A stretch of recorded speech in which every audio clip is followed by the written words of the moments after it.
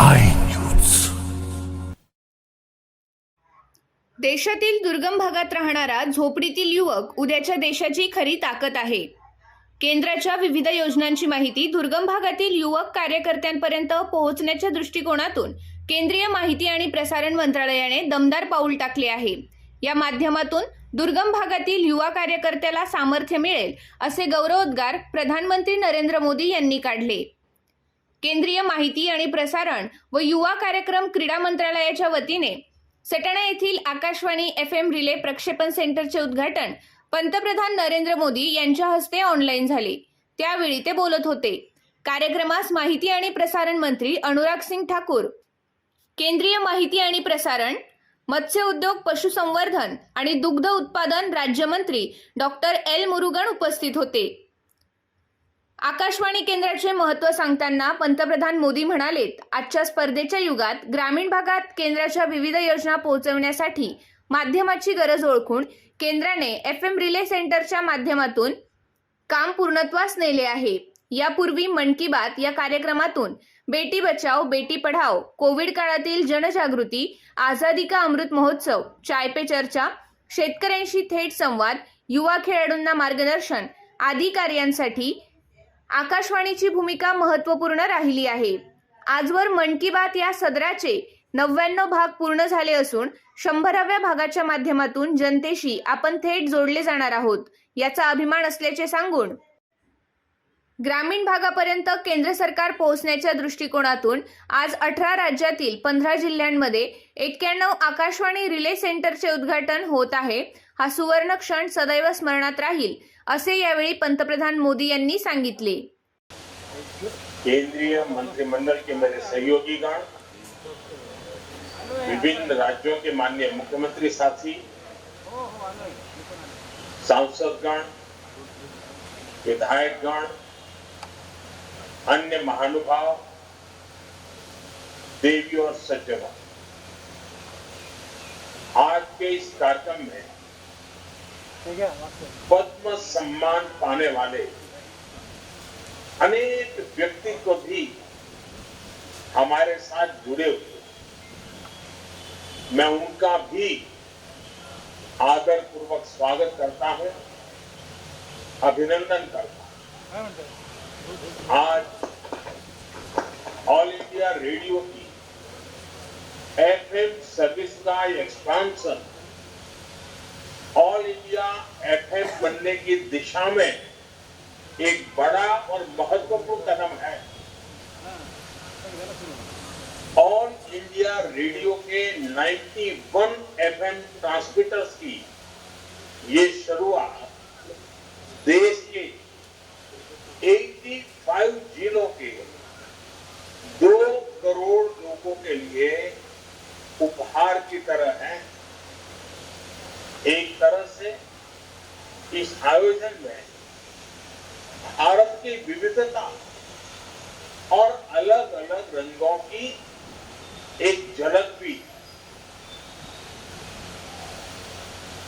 जिन जिलों को कवर किया जा रहा है उसमें एस्पिरेशनल डिस्ट्रिक्ट, एस्पिरेशनल ब्लॉक्स, उनको भी सविशेष का लाभ मिल रहा. मैं ऑल इंडिया रेडियो की इस उपलब्धि के लिए बहुत बहुत बधाई देता हूं. इसका काफी लाभ हमारे नॉर्थ ईस्ट के भाई बहनों को होगा, युवा मित्रों को. इसके लिए उन्हें मैं विशेष तौर पर बधाई देता हूं. साथियों, जब बात रेडियो और FM की होती है तो हम जिस पीढ़ी के लोग हैं, हम सबका रिश्ता एक भावुक श्रोता का भी.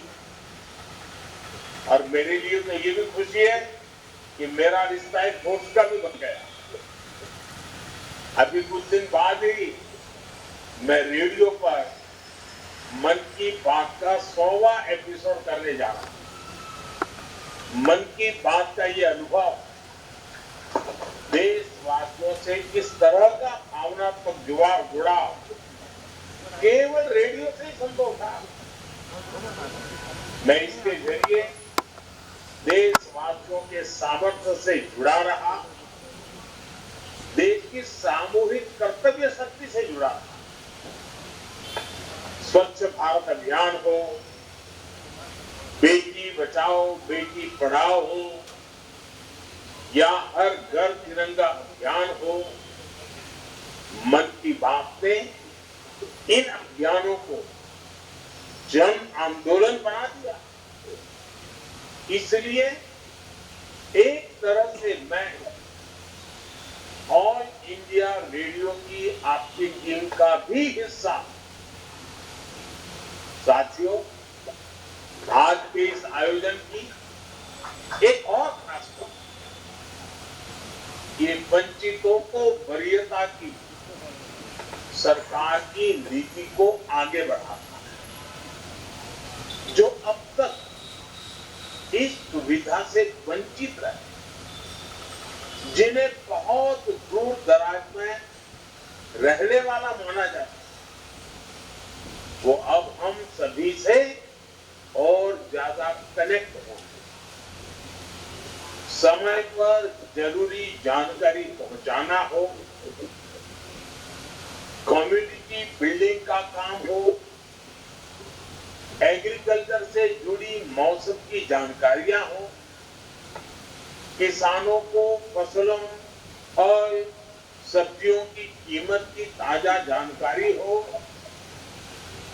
केमिकल खेती से होने वाले नुकसान की चर्चा हो, खेती के लिए आधुनिक मशीनों की पुलिंग हो,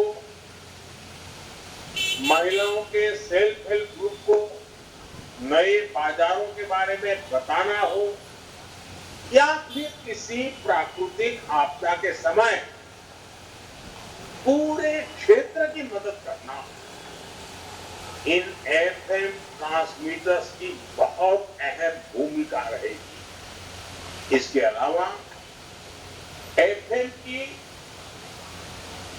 जो इंफोटेनमेंट वैल्यू है वो तो होती ही। साथियों, हमारी सरकार निरंतर इसी तरह टेक्नोलॉजी के लोकतांत्रिकरण, डेमोक्रेटाइजेशन, इसके लिए काम कर रही है। भारत अपने सामर्थ्य का पूरा इस्तेमाल कर पाए, इसके लिए जरूरी है कि किसी भी भारतीय के पास अवसरों की कमी न हो। आधुनिक टेक्नोलॉजी को सभी के लिए एक्सेस, एफोर्डेबल बनाना इसका बहुत बड़ा माध्यम है। आज भारत में जिस तरह गांव तक ऑप्टिकल फाइबर पहुंचाया जा रहा,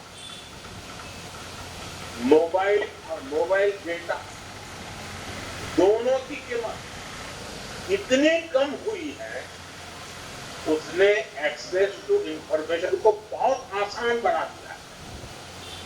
आजकल हम देखते हैं देश के कोने कोने में, गांव में नए डिजिटल एंटरप्रेन्योर्स बन रहे हैं।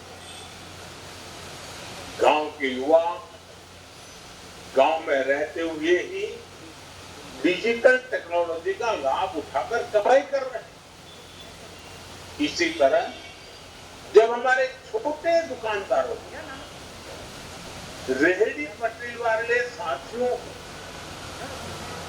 इंटरनेट और यूपीआई से मदद मिली, तो उन्होंने बैंकिंग सिस्टम का लाभ लेना भी शुरू कर दिया। आज टेक्नोलॉजी की मदद से हमारे मछुआरे साथियों को मौसम संबंधी सही जानकारी सही समय पर मिलती है। आज टेक्नोलॉजी की मदद हमारे लघु उद्यम अपने प्रोडक्ट देश के कोने कोने में बेच पा रहे। इसमें गवर्नमेंट ई मार्केट प्लेस, यानी जेल से भी उन्हें मदद मिल रही है। साथियों, बीते वर्षों में देश में जो टेक रिवॉल्यूशन हुआ, उसने रेडियो और विशेषकर एफएम को भी नए अवतार में गढ़ा। इंटरनेट के कारण रेडियो पिछड़ा नहीं, बल्कि ऑनलाइन एफएम के जरिए, पॉडकास्ट के जरिए इनोवेटिव तरीके से सामने उभर करके आया। यानी डिजिटल इंडिया ने रेडियो को नए लिसनर भी दिए हैं और नई सोच भी दी। यही रिवॉल्यूशन आप संचार के हर माध्यम में देख सकते हैं। जैसे आज देश के सबसे बड़े DTH platform DD free dish की सेवा 4 करोड़ 30 लाख घरों में पहुंच रही है। देश के करोड़ों ग्रामीण घरों में, बॉर्डर के पास वाले इलाकों में आज दुनिया की हर सूचना रियल टाइम में पहुंच रही है। समाज का जो वर्ग दशकों तक कमजोर और वंचित रहा, उसे भी फ्री डिश से एजुकेशन और एंटरटेनमेंट की सुविधा मिल रही है। इससे समाज के अलग अलग वर्गों के बीच असमानता दूर करने और हर किसी तक क्वालिटी इंफॉर्मेशन पहुंचाने में सफलता मिली है। आज डीटीएच चैनलों पर विभिन्न प्रकार के एजुकेशन कोर्सेज उपलब्ध है। एक से बढ़कर एक यूनिवर्सिटी का ज्ञान सीधे आपके घर तक पहुंच रहा है। कोरोना काल में इसने देश के करोड़ों विद्यार्थियों की बहुत मदद की। डीटीएच हो या फिर एफएम रेडियो, इनकी ये ताकत हमें फ्यूचर इंडिया में झोंकने के लिए एक विंडो देती है। हमें इसी भविष्य के लिए खुद को तैयार करना। साथियों, एफएम ट्रांसमीटर से बन रही है इस कनेक्टिविटी का एक और आयाम है। देश की सभी भाषाओं और विशेष रूप से 27 बोलियों वाले इलाकों में इन एफएम ट्रांसमीटर्स से ब्रॉडकास्ट होगा। यानी ये कनेक्टिविटी सिर्फ कम्युनिकेशन के साधन को ही आपस में नहीं जोड़ती, बल्कि लोगों को भी जोड़ती। ये हमारी सरकार के काम करने के तरीके की एक पहचान है। अक्सर जब हम कनेक्टिविटी की बात करते हैं तो हमारे सामने रोड, रेल, एयरपोर्ट की तस्वीर उभरती है। लेकिन हमारी सरकार ने फिजिकल कनेक्टिविटी के अलावा सोशल कनेक्टिविटी को बढ़ाने पर भी उतना ही जोर दिया। हमारी सरकार कल्चरल कनेक्टिविटी और इंटेलेक्चुअल कनेक्टिविटी को भी लगातार मजबूत कर रही है। जैसे पिछले 9 वर्षों में हमने पद्म अवार्ड, साहित्य और कला अवार्ड के द्वारा देश के अलग अलग हिस्सों के रियल हीरोज को सामने सम्मानित किया। पहले की तरह पद्म सम्मान सिफारिश के आधार पर नहीं, बल्कि देश और समाज की सेवा के आधार पर दिया जाता है। आज जो पद्म सम्मान पाने वाले साथी हमारे साथ जुड़े हैं, वो इसे भली भांति जानते हैं। देश के अलग अलग हिस्सों में तीर्थ स्थलों, धार्मिक स्थानों का कायाकल्प होने के बाद एक राज्य का व्यक्ति दूसरे राज्य में जा रहा है। पर्यटन स्थलों पर लोगों की बढ़ती संख्या देश में कल्चरल कनेक्टिविटी बढ़ाने का प्रमाण है। आदिवासी स्वतंत्रता सेनानियों से जुड़ा संग्रहालय हो, बाबा साहब आम्बेडकर के पंच तीर्थ का पुनर्निर्माण हो, पीएम म्यूजियम हो या फिर नेशनल वॉर मेमोरियल, ऐसी पहलों ने देश में इंटेलेक्चुअल और इमोशनल कनेक्टिविटी को नया आयाम दिया। साथियों, कनेक्टिविटी चाहे किसी भी स्वरूप में क्यों न हो, उसका उद्देश्य होता है देश को जोड़ना। 140 करोड़ देशवासियों को जोड़ना।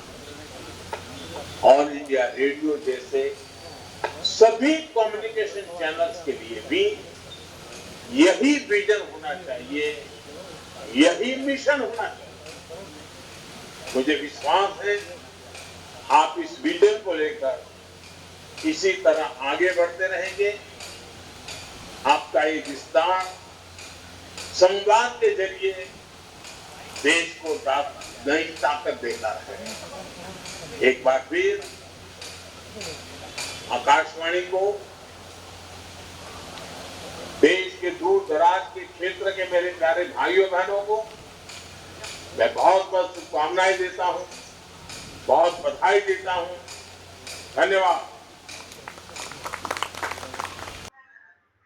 सटाणा येथील आकाशवाणी रिले सेंटरच्या उद्घाटन प्रसंगी बागलांचे आमदार दिलीप बोरसे, माजी नगराध्यक्ष सुनील मोरे, काँग्रेसचे शहराध्यक्ष किशोर कदम, सामाजिक कार्यकर्ते बिंदुशेठ शर्मा, विलास दंडगवाळ यांच्यासह निर्देशक अभियांत्रिकी पुणे गजानन सुरवसे, सहाय्यक अभियंता मनोज कुमार शहा, सहाय्यक अभियांत्रिकी उमाकांत सुरडकर, कार्यक्रम अधिकारी जगदीशराव, मुंबई येथील कार्यक्रम अधिकारी अनिल वैद्य, माधुरी वैद्य, नाशिक येथील केंद्र अभियंता मिलिंद पारनाईक, स्थापत्य अधिकारी नरेंद्र खैरनार, कार्यक्रम अधिकारी नानासाहेब पाटील, निवेदिका पल्लवी कुलकर्णी, आकाशवाणी रिले सेंटरचे सटाणा येथील व्यवस्थापक राजकुमार जैन उपस्थित होते।